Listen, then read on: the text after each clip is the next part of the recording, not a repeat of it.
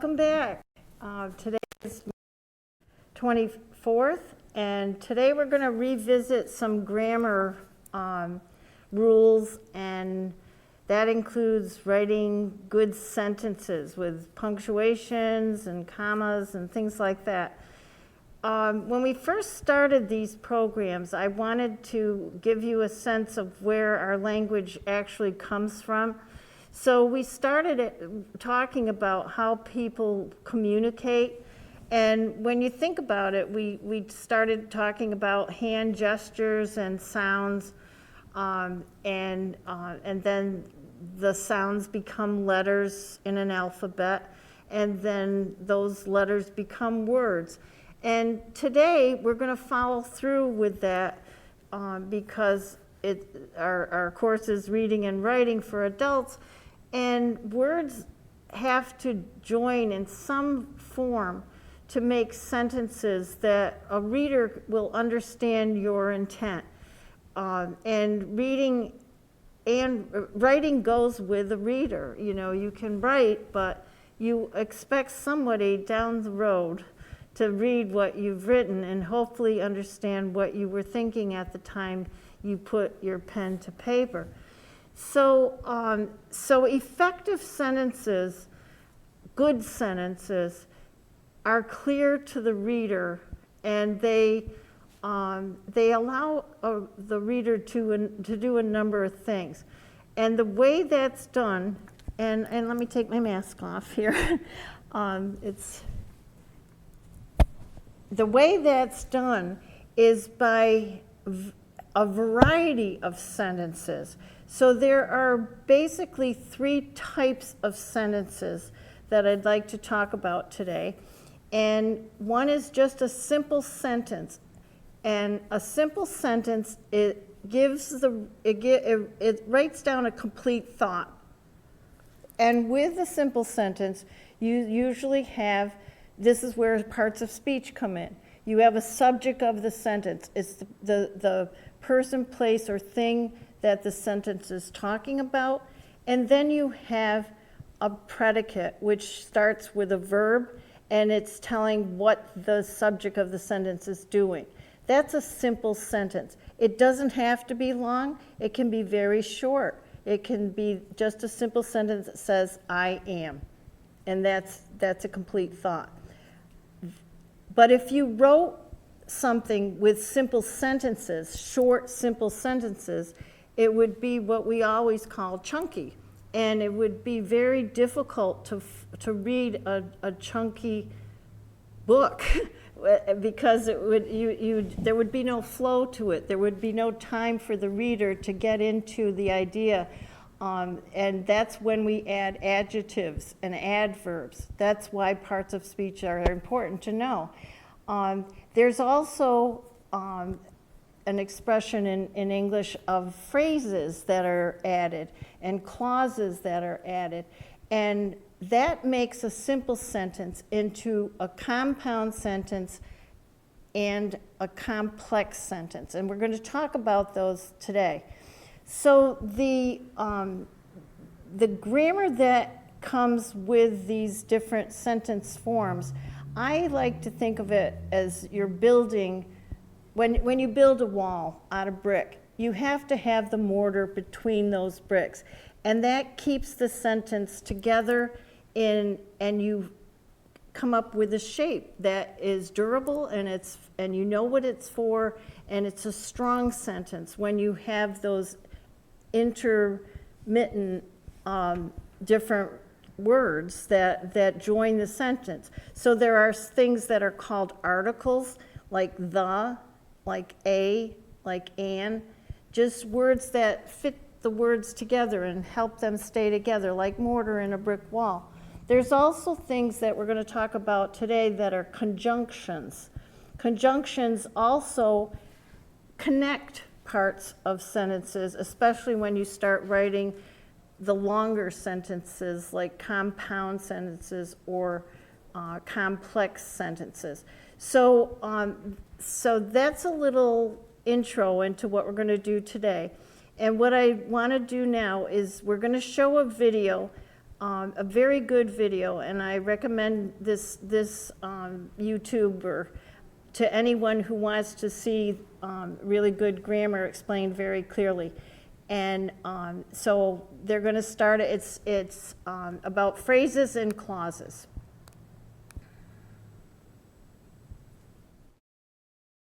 Many people are confused about the difference between phrases and clauses. Are these different grammar items, or are they just two names for the same thing? That's what we're going to talk about in this video.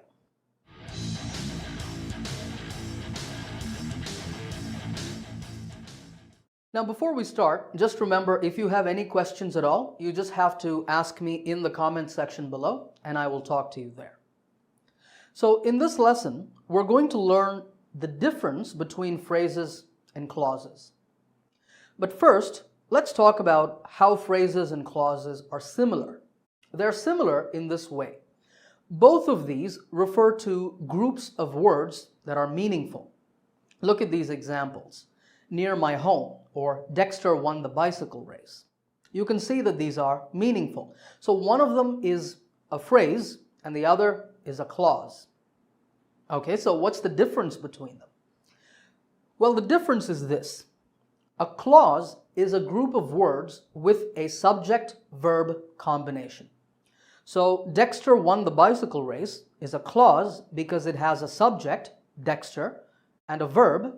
One is the past tense of win. So this is a clause. A phrase is a group of words without a subject-verb combination. So near my home is a phrase because there's no subject-verb combination. It's very simple, but keep this important difference in mind. A clause has a subject-verb combination and a phrase does not. So now, let me show you some more examples so that you can learn how to easily identify phrases and clauses.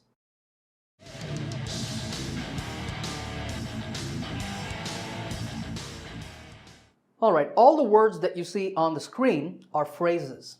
You will notice that in all of these, there's no subject-verb combination. And these examples also show the most common types of phrases. For example, my two wonderful dogs is a phrase focusing on the noun dogs. And the phrase, the tallest building in the world, focuses on the noun building. So we say that these are noun phrases. What about couldn't come and will be working? Can you guess what types of phrases these are? Well, these are verb phrases because they only have verbs in them. All of these words are verbs. Similarly, we have the adjective phrases, very friendly and afraid of the dark. We say that these are adjective phrases because the focus is on friendly and afraid. The other words in these phrases are only helping the main words, and the main words are adjectives. Really fast and much quicker are adverb phrases because the adverbs fast and quicker are the focus of these phrases. And finally, what about near the post office and on the 29th? Do you know? These are preposition phrases because each of these tells us about a place or about time using the prepositions near and on. These are the most common types of phrases that you will come across. And once again, remember, these are phrases because they don't have a subject-verb combination. So let's now look at some examples of clauses.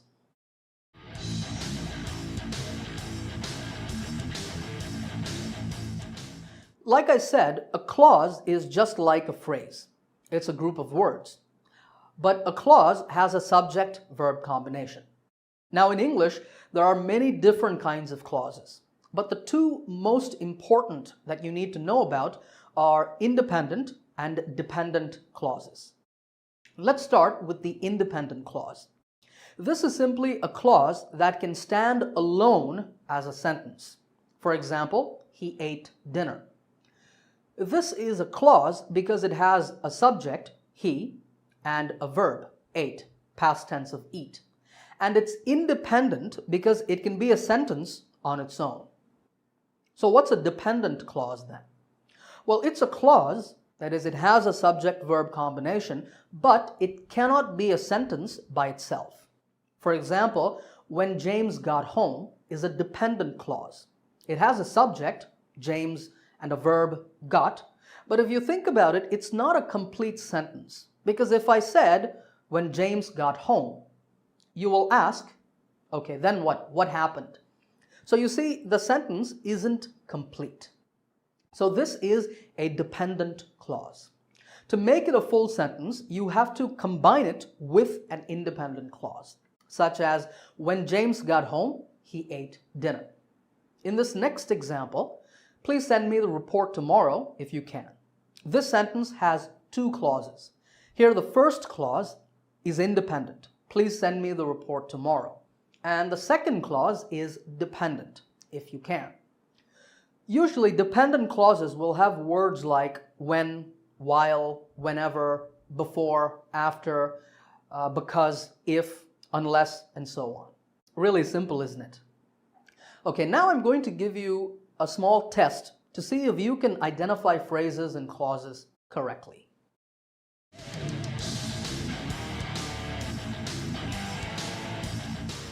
Okay, on the screen, there are 10 items, and for each item, I want you to say if it's a phrase or a clause. You get bonus points if you can say what type of phrase or clause. Pause the video if you want, think about your answers, and then play the video again and check.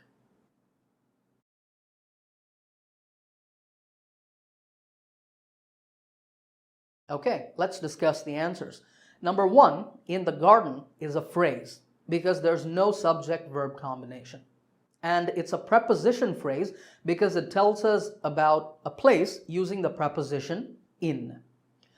Number 2 is a clause. It has a subject, Charlie, and a verb, was. This is a dependent clause because it starts with while and it's not a complete sentence. Number 3 is also a clause, but it's an independent clause because it could be a sentence by itself. Number 4 is not a clause, it's a phrase. There's no subject-verb combination. And it's a noun phrase because it focuses on the noun box. Number 5 is a clause and it's an independent clause. Number 6 is a phrase and it's an adjective phrase because the focus is on hungry. And number 7 is a phrase and it's a verb phrase. Number 8 is a clause and it's a dependent clause because it's not a full sentence. Number 9 is a phrase, and this phrase is an adverb phrase because the focus is the adverbs slowly and steadily. And finally, number 10 is a little tricky. This is actually not one phrase or clause. This is a sentence with two clauses. The first clause, whenever I play a video game, is dependent, and the second clause, it reminds me of my childhood, is independent. How many of those did you get right? Let me know in the comments section. I hope you enjoyed this lesson. Don't forget to subscribe to this channel, and I will see you in another lesson soon.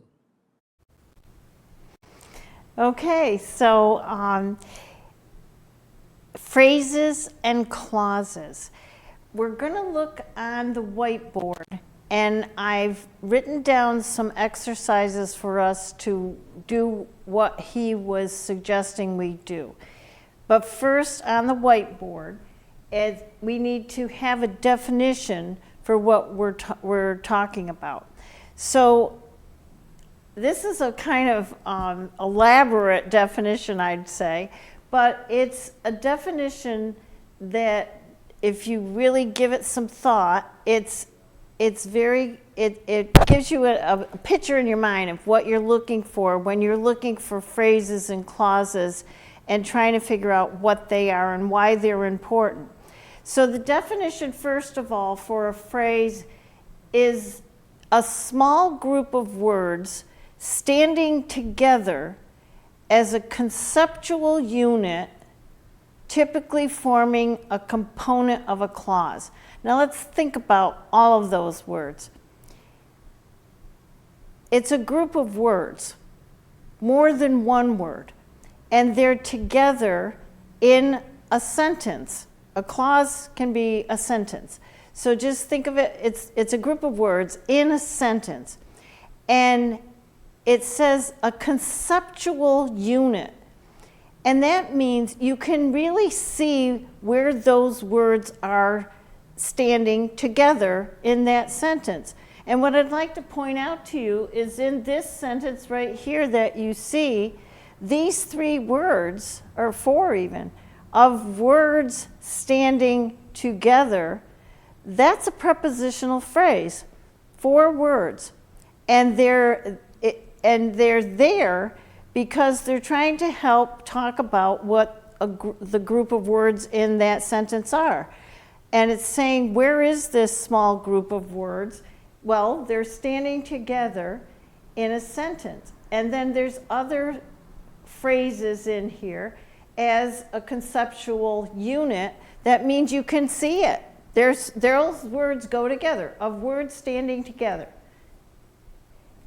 It's not a sentence, but those words are all fitting together, and there's a preposition at the beginning of it.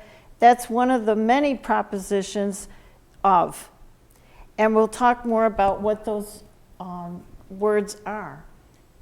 The other part of this definition then says a clause is just like a phrase. It has words standing together, and you can see them. And the thing about a clause, though, is that it has a subject and a verb connection. So that's what makes a clause, because it has a subject and a verb. A phrase does not have a subject and a verb. So the next thing that was in the video was saying that phrases can be used as parts of speech. So for a noun phrase, here's a little example. A tiny mouse. You can see the mouse. You can see the words. A tiny mouse. And it's and a mouse is a thing. Nouns are persons, places, things, or an idea. So you can see that those 3 words are acting as a noun. And if you put it in a sentence, you can see that that's how it would be used. A verb phrase is also something that has to do with what a subject in the sentence is doing. So the 2 words was reading. Somebody, something is reading, and that would be working as a verb phrase. An adjective phrase is important to describe a noun. So I've got very tall. If I put it into a sentence standing together, very tall, I could use it to say the girl is very tall. You would get a better sense of which girl you're talking about. And an adjective is saying which girl. It's the very tall girl. An adverb phrase, again, a group of words standing together, only occasionally. So if I said that girl likes to read at night, but only occasionally, that means when is she reading at night? Not all the time, not every night, but only occasionally. That's when you're using an adverb to say when are you doing something.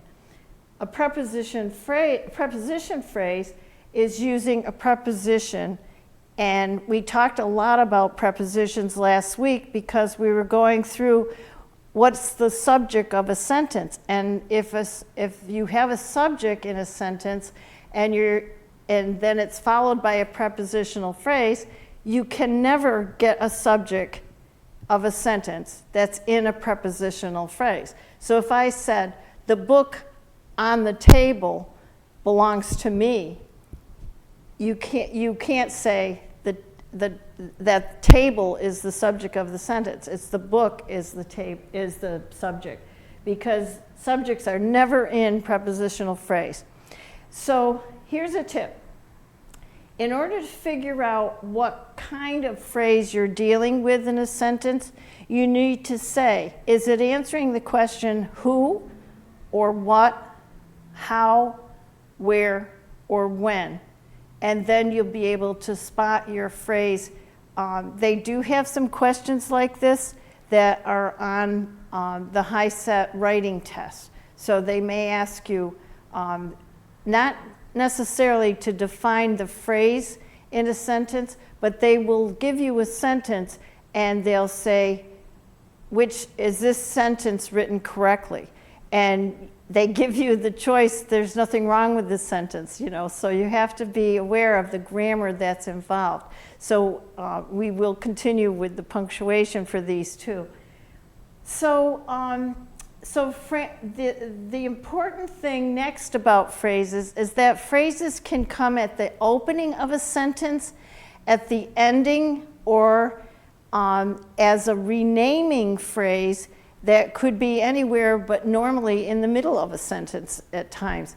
And there are comma rules that are required for these different placements of phrases in a sentence.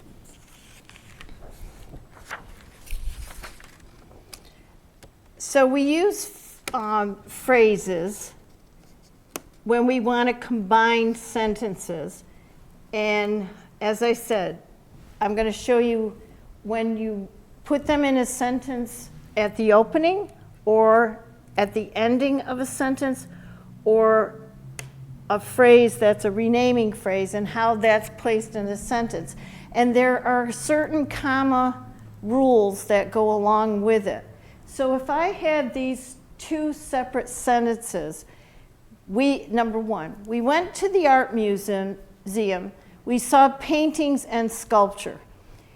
I want to put the two sentences together because they have something to do with each other, and I don't want those choppy, simple sentences. I want it to be more interesting and not repeat myself. So I could write it as, at the art museum, comma, we saw paintings and sculpture. And that's the correct grammar rule for the comma.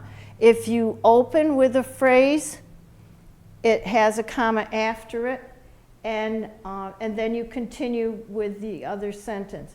And can you see, this one's chunky and choppy. We went to the art museum, we saw paintings and sculpture. Then can you imagine how this could continue if you just kept saying that? We then went for lunch. We had McDonald's. We got in the car. We drove home. Do you see how you don't want to do something like that? You want it to be with a little different flow, I'd call it. So here's a second way to add a phrase to a sentence. Here's two sentences, and we're going to join them. But we're going to put the phrase at the end of the sentence. Lee ran away from the fire. He grabbed his son by the hand. So that at least changed Lee's name. They didn't say Lee ran away from the fire. Lee grabbed his son by the hand. They are starting to change it already. You don't want to keep repeating Lee's name, right? So you use a pronoun here. He grabbed his son by the hand. This time, they're going to actually change the verb too, because they're going to put the second sentence on. They're going to change the second sentence into a phrase. So this is what they came up with. Lee ran away from the fire, comma, grabbing his son by the hand. So even though it's at the end of the sentence, the rule here is that if you have a verb that you changed and put an ing at the end of the verb, so you put a comma before that verb. So see up here, the word is grabbed. It goes with this ran as far as tense. It happened before, so it's got to be past tense. Lee ran, he grabbed his son by the hand. In order to change it to a phrase, they changed it to Lee ran away from the fire, and as he's running away from the fire, he's grabbing his son by the hand. So they've added an ing, and if you add an ing to the original sentence, that you're going to turn into a phrase and put it at the end, you have to have a comma before it. So both cases, if it starts as a phrase in an opening, you put a comma, and if it's at the end and you've changed the verb with an ing, you put the comma before it again. Let's think about that a little bit. Okay. The third way you can use a phrase is what they call a renaming phrase. And a renaming phrase, I can show you, and then you'll get it a little better, and then I'll try to explain. Here's two sentences. I met Joshua at the radio station, period. Joshua is Tara's brother, another period. They're two separate, complete sentences. Also remember, you can call them independent clauses. They're just the exact same thing. It's got a subject and it's got a verb companionship there. This is the way they include a renaming phrase. They say, I met Joshua, comma, Tara's brother, comma, at the radio station. So you're getting rid of using Joshua's name twice. You're explaining a little further who Joshua is because you know that it's Tara's brother. And this time you're reducing two sentences to one sentence, but you've included information about Joshua. Now the interesting thing about the renaming phrase is if you put it in there, it gives you more information about Joshua. But if you took it out, you still are left with a complete sentence. So if I take out Tara's brother, the sentence reads, I met Joshua at the radio station. And that's still a complete sentence. So with these, you use the commas to set off the phrase if it isn't necessary to form a complete sentence. And that's where you have to have two commas around a renaming phrase. And those are the rules for commas in that instance. So let's do a couple of exercises here. And if you have your notebooks, I'm going to give you a little bit of time to work on these, and then we'll work on them together. But let me read them to you. So the first one is asking you, the first three are asking you to change the two sentences and use an opening phrase to do so. So remember, an opening phrase starts the sentence and you need a comma, and then you get rid of anything that you can that's repeated. So let's try the first one together. We were on our way to the airport, complete sentence. We asked Larry if he had the tickets. So I'll let you have a little time to write those down.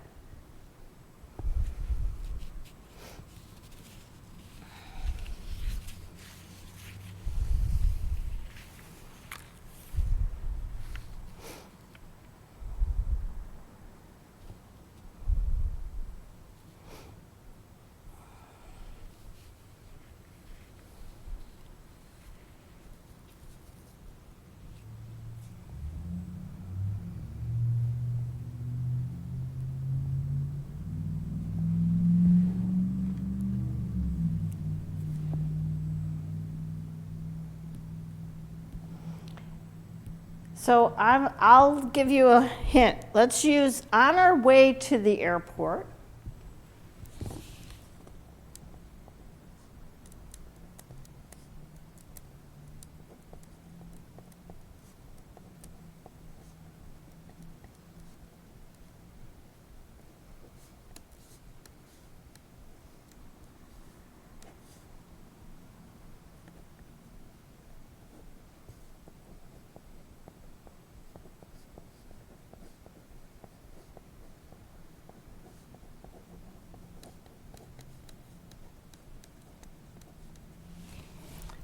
So, oops, here's a period.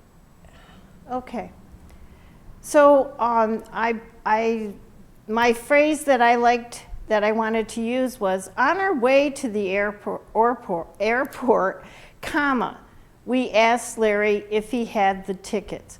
Notice that I make the W for we in this sentence. I got rid of the period, so this is still part of the sentence. We don't want a capital W there, but we get rid of the period, put a comma, and then we have a complete sentence. And we're saying on our way to the airport, and we're kind of asking, when did it happen? On our way to the airport. The second one, we were on the plane at last, period. We breathed a sigh of relief. Think about how you would join those.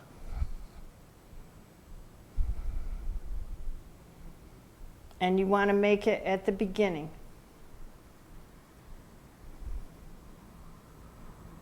And notice up here we can get rid of we were.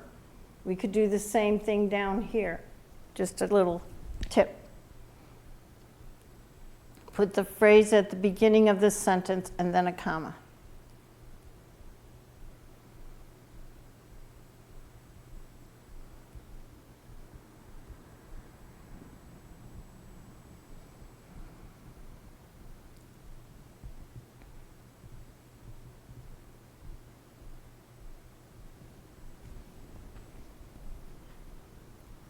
So we're going to cross out we were.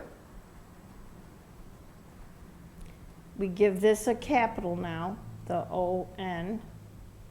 On the plane at last, comma. Get rid of the capital W.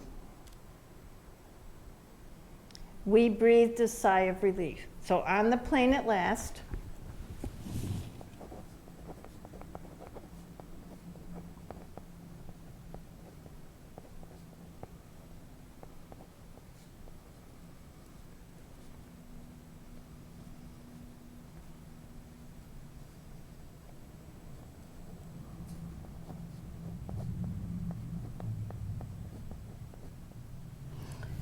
So you see, this is your opening phrase. On our way to the airport up here, and on the plane at last.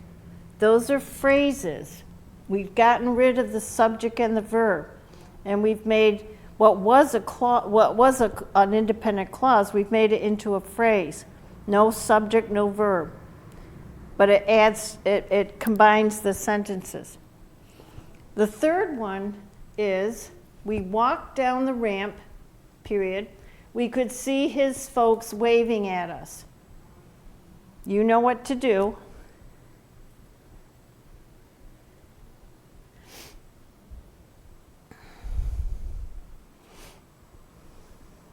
Little different though. You have to change walk down. You have to change the way that's written. How do you change walked?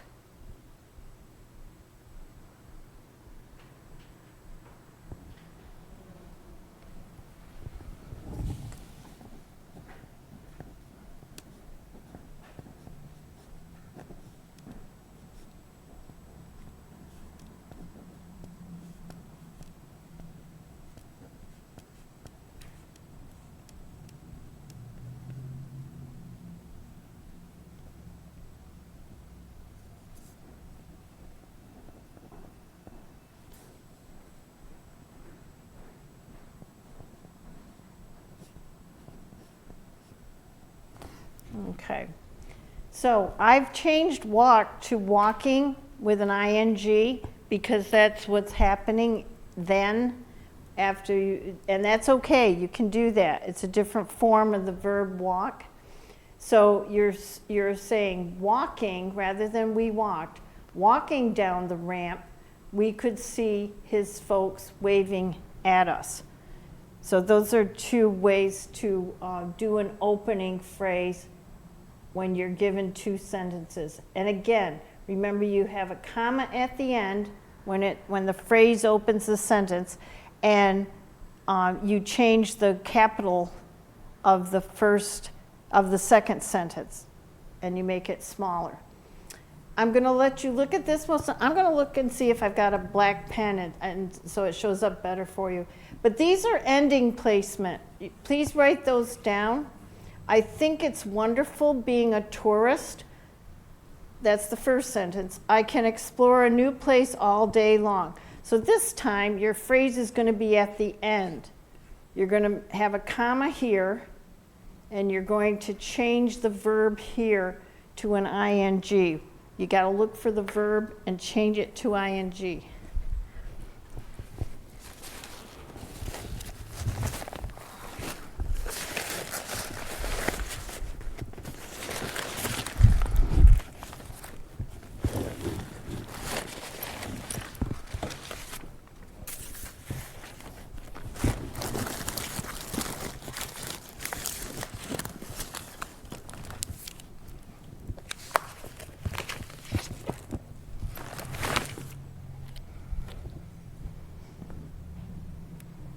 Okay, let's see what you did with this one. So how do you think this sounds? I think it's wonderful being a tourist, exploring a new place all day long. I think it's wonderful being a tourist, exploring a new place all day long. So I'm getting rid of this, I can. I'm going to put a comma here, because I'm going to make this word explore, exploring. And anytime you do that, the rule is you put a comma before that verb that you put an ing on. So it's going to say, I think it's wonderful being a tourist, comma, exploring a new place all day long. And that joins the two chunky short sentences. The second one, Mo loves to walk through strange cities, period. He looks at the people and the buildings, period. Where's the verb in the second sentence? Think about where that is. In this part of the sentence, this is the verb for Mo. Mo loves, and then he does things. Where's the verb for he? He looks, and that's the one that you're going to put an ing on. You're going to change it to looking.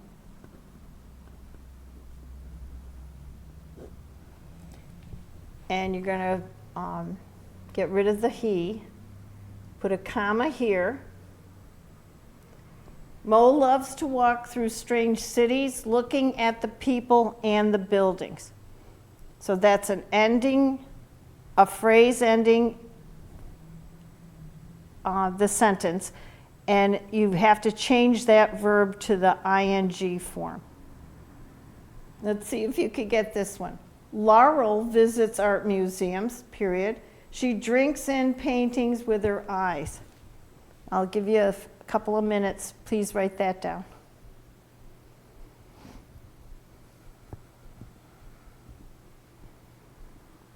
Look for the verb, add ing, get rid of the subject in the second sentence.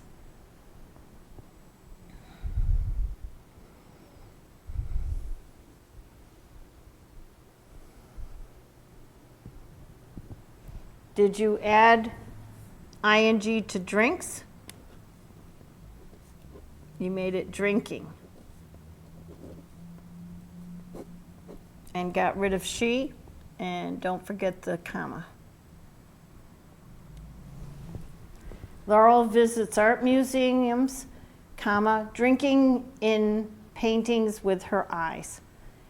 So those are the three ways you can put a phrase into a sentence to add interest. All right.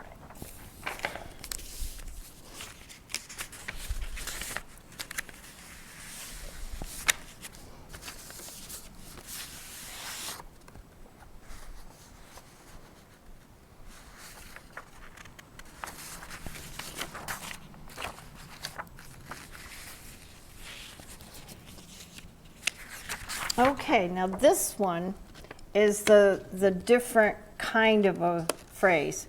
It's called a renaming phrase, and we're going to be looking for how are they describing the subject in the first sentence. We still have two sentences, but we're going to join them with a renaming phrase. And this time it's not exactly information. It's more like an adjective. It's a predicate adjective sometimes and things like that. But you're going to make it into a renaming phrase. So there's a person named Laurel. And Laurel has taken many art classes. That's a statement. It's a complete thought. But what else do we know about Laurel? Laurel, they've changed it by using pronoun. She is a painter. Now, how would you put those two sentences together that is done efficiently and has a good flow to it? We know this is explaining who Laurel is. Not only does she take many art classes, she is a painter. So this is what they ask you to do. You're going to put Laurel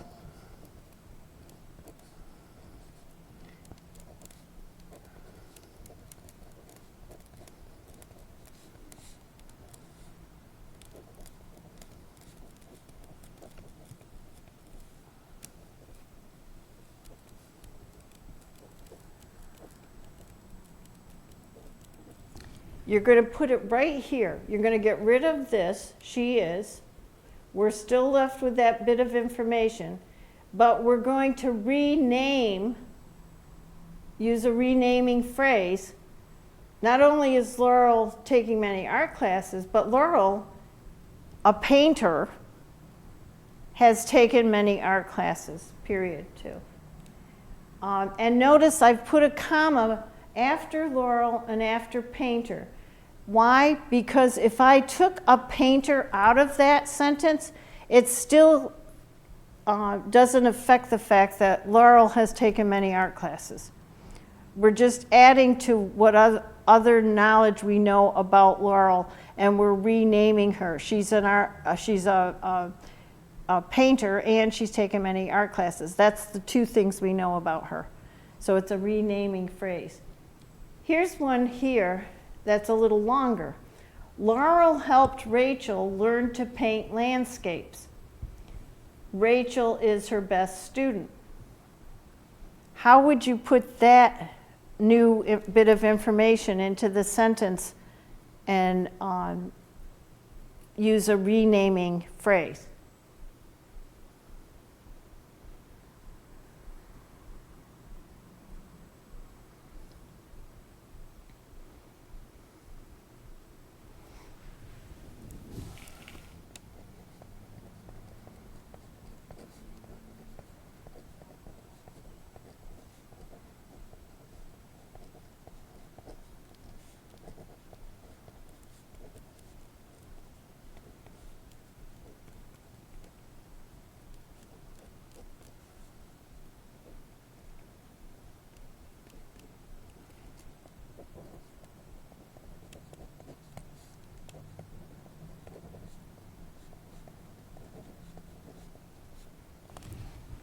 Okay, so we've learned that Rachel is Laurel's best student. We're going to get rid of Rachel is. This is the important information. Remember, it's a group of a phrase is a group of words that are in a conceptual unit. Her best student. Whose best students? Well, she's Laurel's best student. But who is she? It's Rachel. So Laurel helped Rachel, her best student, comma, her best student, comma, learn to paint landscapes. That's how you put a renaming phrase into a sentence that you've changed from two sentences into one. So you're not repeating yourself. Okay, so a couple more things to talk about. And I And the main thing I guess I want to talk about next is the length of sentences. A combination of sentence lengths add interest to what you write. Short sentences do have impact. They make a point. They stop you in your tracks. So when you see something like, "What's that?" or "Watch out," and you're reading something, you do stop for a second. So they do have an impact. So what I'd like you to do right now is just write a simple, short sentence. Remember that these two sentences do have a subject, but it's implied. They call it implied. When you say something like, "What's that?" it's implied I'm talking to you. If I'm looking at you and I say, "What's that?" I'm talking to you. So basically, I'm saying, "You watch out."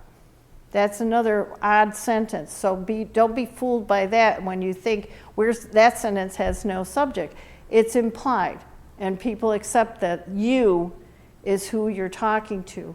It's not there, but just trust me, it's called an implied subject.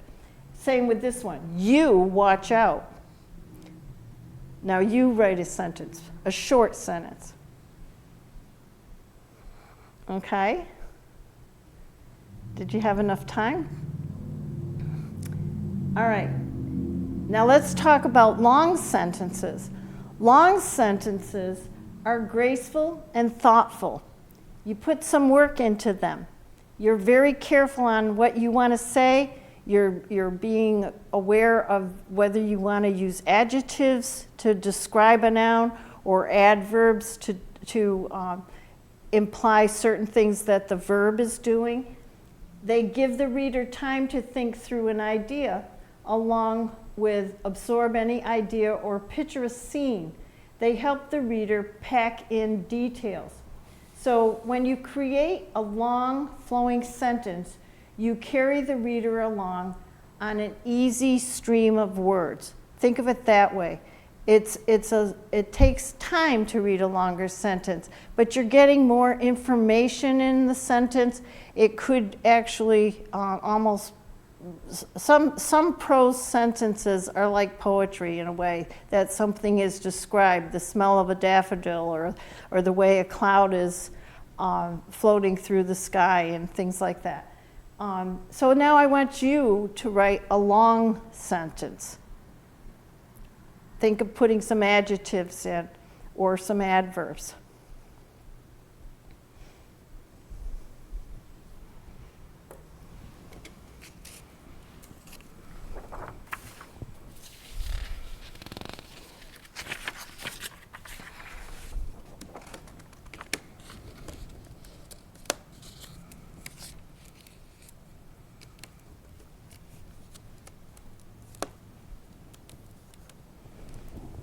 Did you finish your sentence?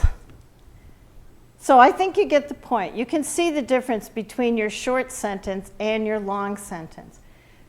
Now let me make a further point about choosing to make different kinds of sentences. If you're reading this, listen to how choppy it is. This book is very good. Every chapter is a new story. The stories are about different careers. I'm learning a lot from reading it. Okay, nothing spectacular. But if I revise this sentence and I change and I add a question even to engage the reader, I could say, need a good book about careers? In this book, comma, every chapter tells a story about a different career. I'm learning a lot from reading it. It's more engaging. It gets somebody listening or reading what you have to say because it's asking a question. Need a good book about careers. That's kind of an odd thing to do, but it works. It's a way of engaging a reader. The last thing I want to talk about today are clauses. And clauses are either independent clauses, and I mentioned this before, or dependent clauses. Independent clauses are a complete sentence. That's another way of saying an independent clause. Most of us maybe have heard of a fragment, not a dependent clause, but a fragment is not a sentence. And we were talking about the fact that we also sometimes call a phrase a fragment too, because it hasn't got a subject and a verb. Clauses, though, can be dependent clauses, the way they're used in a sentence instead of a phrase. So clauses have a subject-verb connection. When two sentences combine to form a compound sentence, you use one of what are called the Fanboys Conjunctions. And Fanboys is an acronym for these conjunctions. And F stands for, A stands for and, N stands for nor, B stands for but, O stands for or, Y stands for yet, and S stands for so. When you see those words in a sentence where you're combining two sentences to make one sentence, those are the Fanboys conjunctions, and you know you're dealing with a compound sentence. And there is a comma rule here.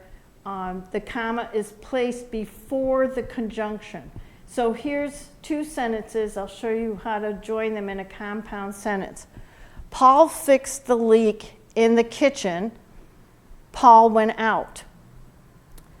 Paul fixed the leak in the kitchen, and then he went out. So and is one of these words, and there's a comma after the first idea that was there, but we're not going to mention Paul again. That's repeating it. We're going to add that then he went out. When two sentences are combined to form a complex sentence, we use subordinating conjunctions to join the first sentence that's an independent clause and the dependent clause, which is at the end usually.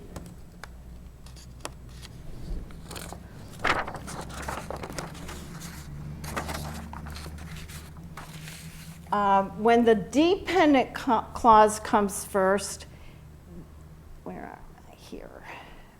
The comma comes after that dependent clause. So before I even put this up, let me show you. There are a lot of subordinating conjunctions that are in complex sentences. And these are done by the relationship of the two sentences. So these are the, that's so small. But the relationship, it depends. Are the two sentences contrasting things? Is one the reason for the other? Is it time that is involved? Is there a purpose? Is there a condition, a place? Numerous things. And I actually have a second sheet, but I'll show you in class.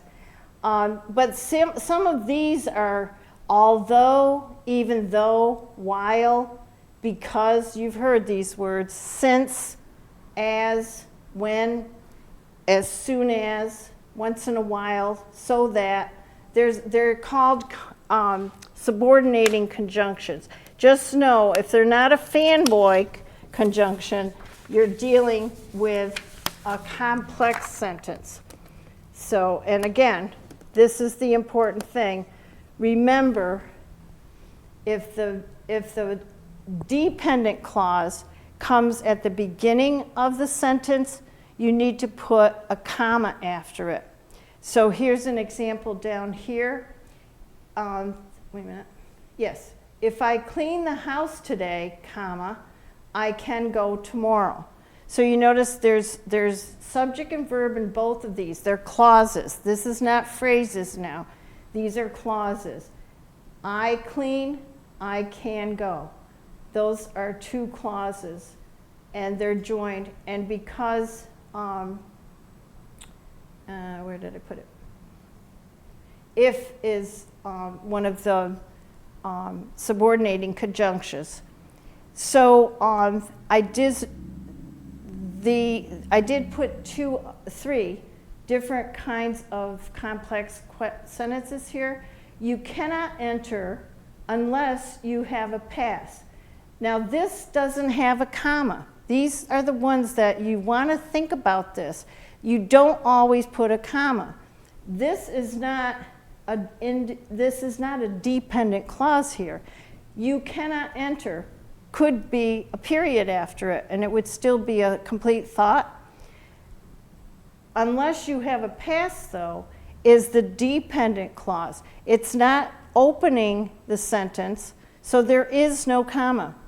Same thing with this one. This is a time relationship. Things haven't been the same since you've been gone. You don't need a comma, because since you've been gone, if I put since you've been gone, I'd have to put a comma. I could say, since you've been gone, things haven't been the same. And that's when you would need a comma. If you put the back part of the sentence first, that's when you put the comma. And for cause and effect, I can go tomorrow if I clean the house today. No comma to a complex sentence with the independent clause at the beginning and the dependent clause at the end. So this has been quite a grammar lesson for you, I think. But I do want to tell you where this lesson is. Those of you who are in my writing class, this is the book we're using. It's catfastforward.org. And these examples come out of that book. Anybody who wants to improve their writing can join our class at Northern Berkshire Adult Education. Just let us know that you're interested, and we're glad to show you the different programs that we offer. So thanks for joining me, and have a great day.